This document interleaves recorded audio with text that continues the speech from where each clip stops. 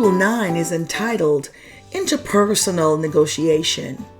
Now, negotiation simply means to settle a dispute by discussion and mutual agreement.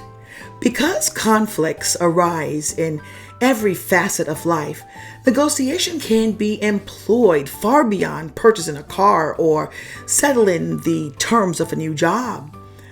It can fundamentally rest on your interpersonal skills. It can be either competitive or integrative. Now, upon completing this lesson, you should be able to identify some key terms used in negotiation. Also, be able to explain strategic behaviors and be able to identify the stages of negotiation. And lastly, identify special issues in representative negotiation.